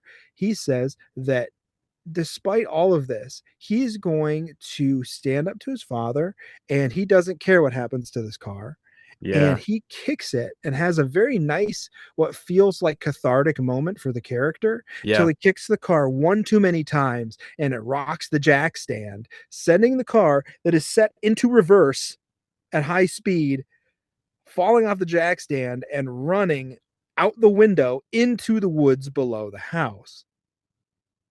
And there's a really, really nice shot of the kids looking out the window down into the woods, and the camera's looking up at them, and you see the frame, like the geometry of the house around them. It's fucking gorgeous. Again, like there's DP should have won something for this movie because I love when that shit happens. There's a shot too where when Cameron puts his foot on the car after he kicks it and he goes to just rest his foot down when it goes back and speeds. There's a shot that's like a point of view of the car, and you can see Cameron put his foot down, and the way the car just goes boom backwards, you see him fall forward, and this look of terror on Cameron's face, like, what the fuck did I just do? It's so good, dude. Like, I have chills talking about it. I don't give a fuck. I cannot stand Matthew Broderick's face. I was just like, this guy has a punch face. I've never met that dude, but he's at least maybe just the way he plays Ferris Bueller. makes me think he's a weasel. It might not be the guy because I never met that guy. He's probably decent, except that time he killed a person. But that's a different story. Moving Wait a on. minute. Wait a minute. What are you talking? No, I know what you're talking about. And finally, Ferris Bueller, after all of his like skipping out on responsibility of like lying and cheating and scamming, steps up to be responsible and be a good friend and take the heat off of Cameron, Yeah. claiming that he will allow the problem to all be his fault, which you should have in the first place because it was. Right. But he gets away with it because Cameron says that no, he needs to stand up to his father.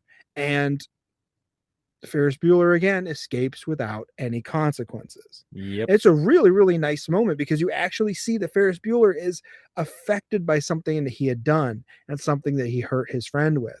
Like you think he's going to make the right choice, which he does. But again, that right choice and the consequences that come with it are completely undercut by what Cameron says next. He will take the responsibility, he will take the hit, and he will stand up to his father, absolving Ferris Bueller of any wrongdoing. Yep. At the police station, Mom is picking up Jeannie when Ferris's name comes up. She's puzzled, but she's still not smartened up to the gimmick. Because the police officers are even like, we hope your son feels better. Yeah. The boys have taken a collection. She's like, what? Jeannie is making out with leather jacket guy on the couch who asked for her name, but I heard that guy likes it anonymous anyway, so what's his problem? And there's a random doo-wop reference, a very specific reference to a very specific doo-wop song. Really? Yeah, she says, my name is Jeannie, but some guys call me Shauna. Yeah. And then the song starts playing as she walks away. It's like, Jeannie, Jeannie, Shauna, na, na, na. And you're like, okay, John. Whoa, that's a deep cut, buddy. Oof. You know he did that very specifically on purpose because he wanted that because I am that guy. Yeah, Yeah. yeah. I want to shoehorn any reference I possibly can. Like I get it. But man, woo, nobody got that reference in 1986. Maybe it was for his wife or something. Oh, maybe that's a good point. Mom and Jeannie are driving home while Jeannie is piloting the vehicle, and she almost hits Ferris, but Mom is so distracted by missing out on her real estate deal that she doesn't even notice it's Ferris, which triggers a really nice foot race scene as Ferris is trying to get home before Jeannie in the car, so he doesn't get caught for all of his lies. He's running through backyards, running through people's homes, over their fences, stealing their grill goods off their grill. Yep. And apparently he has time to stop and creep on two bikini ladies as he's running because Jesus Christ, maybe Sloan needs to be around more to see how much of a jerk this dude is. Old perv boy running through people's backyards and being like, hey, how's it going? Ferris Bueller, how you doing? Nobody cares what your name is. Get the fuck out of my yard. God damn it. Yeah, right. This scene is like one of the most famous scenes though from like 80s movies. It's been parodied so many fucking times. That song is so popular because of it. That wow, wow, wow. So I mean, it's a very good scene. Uh-huh. That part where he like jumps off the fucking trampoline and it's like in slow motion. It's like bam, bam, bam, bam, bam, bam, bam, bam. It's fucking awesome. They should have done the $6 million man thing.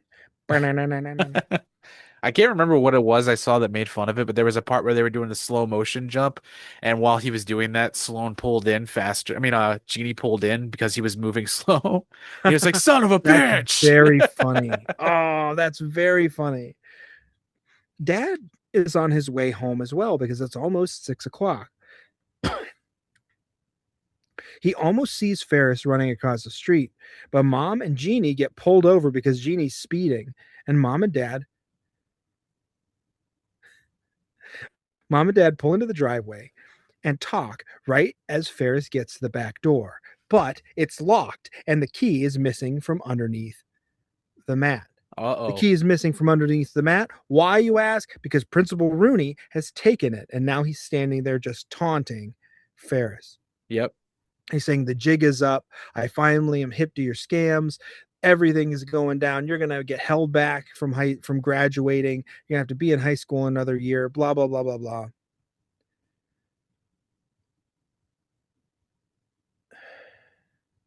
But in a completely unearned change of character that we did not see coming, Jeannie opens the door and saves Ferris from being caught by Principal Rooney, Yeah. saying that she's glad that Ferris made it home on time and glad that he made it home safe, because what a horrible world it is that he would have to walk to the hospital all by himself. When Principal Rooney protests, she shows him his wallet and says, "I'm glad you stopped by, Principal Rooney." And he like flips out. Yep. The lies all come to a head, and Principal Rooney can't say anything. It's all copacetic because his breaking and entering into their home and knocking their dog unconscious would have made him more of a criminal than Ferris Bueller. Yep. And other things that Jeffrey Jones has done because he's not a good person. They Everything is all copacetic. Ferris makes it upstairs just in time, and the dog gets his revenge as Jeannie closes the door on the agonized screams of the principal, presumably getting mauled. Hell yeah. He's like scream, like those are the screams of someone that is in a lot of pain. Like, I don't know if he'd be walking after that. I mean, I wish it was real. I wish he got that real treatment. I don't know. Ferris makes it back to bed just in time to face zero consequences for all of his actions and break the fourth wall one more time as we close on his extremely punchable face. Like, God damn it. And I'm like, oh, okay, that was cute. And then there's a during credit scene of Principal Rooney walking down the street and then getting embarrassed in front of all these students, which I really liked. I was like, yeah. Fuck that guy. He gets on the bus after the bus driver's like, "Oh man, what happened to you? Did you get in a fight? Did you lose?" And like, because he's fucked up, he gets on this bus and it's the most nightmarishly 80s fashion bus I've ever seen in my life. That's There's true. all this like teased hair, there's like heavy makeup, all these kids are the worst. And he sits down next to this girl with very large corrective glasses on. She goes, "Would you like a gummy bear?" Like, they've been in my pocket all day, so they're warm and chewy. And I'm like, that's so fucking funny. I can't stand it. She immediately rubs her nose with all the snot on her nose, and you're like, oh God, that's so. Have you ever actually smelled a school bus before? And he's like, oh no, that's what you get for being a dickhead. Yeah, But man. I did not. That was pretty funny. And I go, cool. That was a fun little thing at the end of our movie. But no, we had to have another goddamn fourth wall break with the obnoxious wallpaper in Ferris Bueller's mom's house. And like, Ferris Bueller comes up the hallway. He's like, "Oh, are you still here? Go home. The movie's over." Like, the throbbing behind my eye started. And I don't know, man. I don't know why fourth wall breaks make me so upset, but I would have much more appreciated that movie without the fourth wall breaking. Yeah. But that's our movie. Hell yeah, brother. What is your final consensus on the film? Oh, I enjoyed it despite it being kind of like speed running the downfall of American society through like allowing these like wealthy people to do whatever the hell they want and face no consequences. It was Yeah. still very fun, and to watch those performances. I mean, fucking Alan Ruck was just a star in this movie. So good. Jennifer Grey was so fun to watch. The lady that played Grace, the admin assistant at the Yeah. high school, was so fucking funny. Like, the movie was high level film craft. I don't know if I'd watch it again. I probably would because it's very funny. Yeah. There was I think it was the physical stuff that was funnier than some of the verbal jokes. Yeah. And like you said, the acting itself is really solid. And there's some emotional moments in this movie. I definitely want to watch it with my oldest. I think that'd be fun. A fun little moment of bonding. You know what I mean? Because he's 15. I think it's like perfect. So Maybe. But yeah, I'm glad we were able to check out this movie and watch it. It is one of my favorites, so it's always fun when we get to talk about one of those. And it's even better when you enjoy it as well, because it sucks when it's like, "Did you enjoy this?" "No, it was pretty shitty." And I'm like, "Damn, sorry I made you watch it, bro. I like it a lot." I also enjoy complaining. So like Yeah. if you give me something good enough to complain, like I had a very, very good time complaining about Harry Potter. Oh, I could tell. And like it made me very happy to just be really obnoxious about that.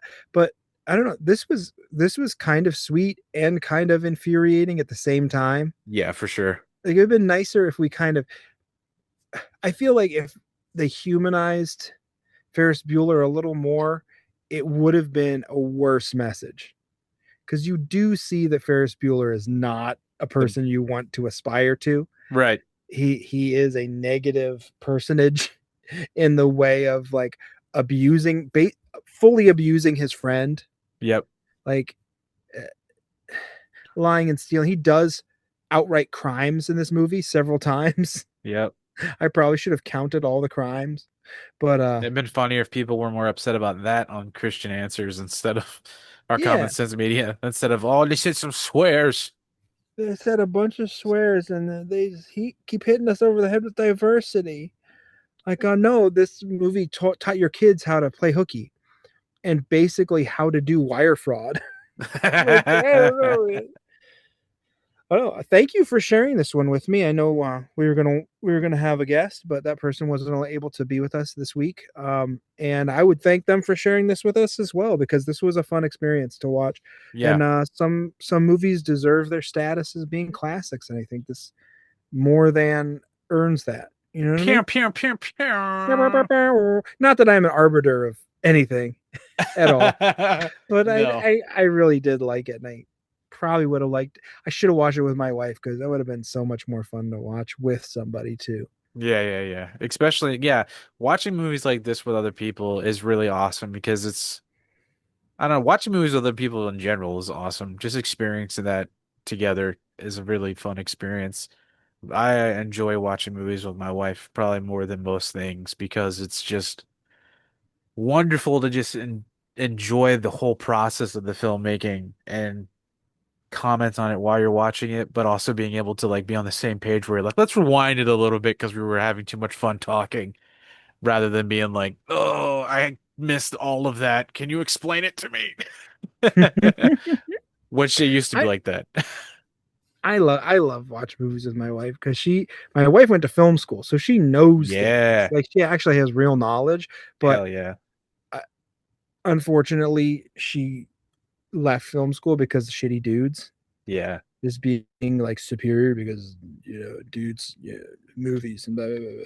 And Yeah. like it's fun to see her sometimes come out of that shell of like, you know, being able to say things that she knows about certain things. And Hell yeah, man. I love that kind of stuff. So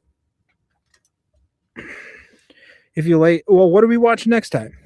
Oh, we don't know. I think we should finally do Willow. Yeah, we haven't tried to do Willow since Thanksgiving Yeah, man. or Christmas. Yeah, let's do Willow. Let's finally get Warwick E. Davies on here. Yeah, we like Warwick Davis. Yeah. I saw a thing today that he was going to be in Leprechaun 9. I don't know if that's true, Oh, but if they're geez. making a new Leprechaun with him, I am fucking down. As long as it Leprechaun is isn't one of my the favorite franchises, dude, because it's just so fucking weird. you see the terrible one that like they tried to reboot it and it was just a monster movie. Yeah, there was two of them like that. There was like Leprechaun Origins where it was just like this weird monster. And then there was one that came out like a couple of years ago called like Leprechaun Returns or something. And I think it had Hornswoggle in it. Yeah. Yeah, yeah, yeah. But they're saying they're gonna make a new one with Warwick. I hope that's fucking real, dude. Well, yeah. Dylan Postel, the guy that plays the wrestling characters Hornswoggle, will just be in whatever fucking movie. Like he was in some really trash, ultra trash, like right winger movie, even though he's not kind of like that. Right. I think because they just needed somebody that knew a lot about action figures. And like it was weird. It was a weird thing. I forget what it was. It was some like really trash, like Christian movie Really. that he was in. It was very God's strange. not dead. 77.5. Kevin Sorbo is dead though. He's not dead. And I was about to say, what? Sorb is dead. Never give up, never surrender. So What? next time, yeah, next time, next time we're watching Willow, which is a classic and well deserved. And I'm very excited to actually watch a fantasy film for Hell once. yeah. Mad So, Mardigan on this yeah, bitch. who doesn't like it? A little bit of Mad Mardigan. Who doesn't like some of those practical effects? Val Kilmer's lips. We should watch Willow and Dragon Slayer. Oh, snap. Well, let's watch that one I sent you that clip of that you were like, I love that one. Which one? That weird ass fucking 80s. Oh, Slayer? Is that what that was? I don't know. You sent me a clip of Hawk the Slayer, and I love fucking Hawk Yes, that's what it was. Yeah, yeah. That looked rad, dude. Like the little bouncy balls and shit. Like that representation is literally like as close as I've seen to an actual D&D spell being used in a movie, like before the Dungeons and Dragons Honor Amongst Thieves movie. Yeah, yeah, yeah. Like they literally it's very eerily similar to a spell called Color Spray. Oh, where wow. just like a bunch of colors just like blast people. Hell yeah. Yeah, dude, Hawk the Slayer is rad. Like It that's looked like, cool. That's why I sent it to you. I was like, this looks cheesy, but actually pretty cool. yeah, I have it on standard definition DVD right here. Hell yeah, brother. Don't knock If I everything could over. If I could reach it, I get it. But if you like what you heard, come back next time and we will be talking about Willow, which we both very much enjoy that film. And it's going to be fun. I've seen it a bunch of times since I wasn't allowed to watch it as a kid, but like we'll talk about that. Hopefully there's some Christian discourse about it. I wasn't allowed to watch it either. There's too much magic and stuff in it too. It was too much evil magic. Too much magic. Ooh, but we can sit and manifest our, help from a sky man. Right. And that's not magic. We can lay our hands on people and anoint little doilies and like whatever. I can watch motherfuckers get decapitated by Wesley Snipes, but I can't watch the lady give a fake spell to Mad Mardigan. What the fuck? And we can all stand in a line at the front of the church where some lunatic in a suit coat pushes his big old fat hands all over your face and screams in your ear about the Lord can heal every aspect of your body. And pushing back on you so you fall over. But we're not allowed to watch Willow. Don't forget about them dry ass crackers he shoves in your mouth like you're Iago from Aladdin. This is the Lord's body. He just puts them in your that's what they did at your church. They gave your ass communion. You didn't take communion. They gave you communion. That's what I'm saying. Like the fucking Sultan in Aladdin feeding Iago those crackers. Just it's all the communion Eucharist. He's just shoving it in your face. Oh God. No, oh my God. Yeah. Anyway, this was actually torn up Italian bread. Oh, you lucky bastard! Yeah. You probably had real wine too. No, ew. It was grape juice. Grape juice. Because booze is a sin, baby. They had real wine at my church. That's wild. Yeah, it was. But Lutheran is like Catholicism light, so it makes kind of sense, But yeah. So if you like what you heard, come back next time and we're going to watch Willow. We would like to thank Mustard Plug for the use of our theme song. If you'd like to join our Patreon, which we haven't talked about at all. There's another, we just released a new episode on our Patreon, our favorite TV shows. We got to do our first movie for our Patreon feed, Baby Driver, which hopefully will be the April episode of the Patreon. Yeah. And we'll get that out to you. And that'll be fun. Can I just say that the Darkwing Duck pop and the Dexter pop are just nice pieces of toy? Hell yeah, thank you. They're nice. I got Jim Henson right there too. Oh, see just the regular people just look like faces to me, and I can never tell who they are. Is that a Jim Ross? No, I got that's Jimi Hendrix. Then you got Jim Henson and Stephen King. That's not Jim Ross with the where Bob Ross. No, where? This one? Right behind your shoulder. Behind my shoulder. Yeah. That one? Yeah. That's Teen Wolf. I thought that was Bob Ross. That's fucking Teen Wolf. See, it just looks like a face. Now I can tell it's a Teen Wolf from here now. He's got a basketball. Is that Teen Wolf, or is it secretly a big wolf on campus pop they never made? That's what I look at it as. Where's my Mervyn Diggle pop? God damn it! Leave us a rating and review on Apple Podcasts. Leave us a comment on Spotify, rating on Spotify. Send us an email and tell us we're stupid dummy dum dums on jesus.stoleourmovies@gmail.com, or come visit us on Instagram at jesus.stole. Thank you also to Mustard Plug for the use of our theme song, Vampire. And as always, listen to more ska. And don't let Jesus steal anything from you. Get that shit back. Come on, Eileen.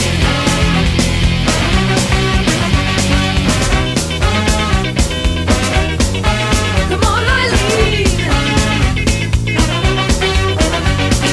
Poor old Johnny Ray said it sad upon the radio. He moved a million hearts in mono.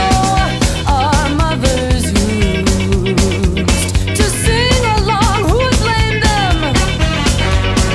You're grown, so grown. So grown now, I must say more than ever. Come on, Eileen. Toora-loora, toora-loora, yeah. We can sing just like our fathers. Come on, Eileen. Oh, I swear what he means at this moment. You mean everything. You in that dress. Oh, my thoughts, I confess. For John Dirty, I come all Eileen. Come on, Eileen. All right. The teeth, the tongue, and the lips. Red leather, yellow leather, leather. Daddy leather. Bride wore black leather. Oh, snap. Moses opposes his toes are roses. Around the rocks, the rugged rascal ran. What do you think I am? Dumb as something? The Human Torch was denied a bank loan. Bibbity bobbity bobbity bibbity bibbity kibbity boo. Howl. Hicketus ficketus. All right. Listen to a story about a man named Jim. I thought you were going to say a story about a man named Beans. Story about a man named Beans. This is a story about a man named Beans. Came floating in like a fart on the wind. Leave my cheese in the wind. I said, who let Beans in? Nobody let Beans. Beans lets himself in. Beans McIntyre. That's a man right there. Beans McIntyre. Beans McIntyre. Beans Jolene McIntyre. All right. Donka Shay.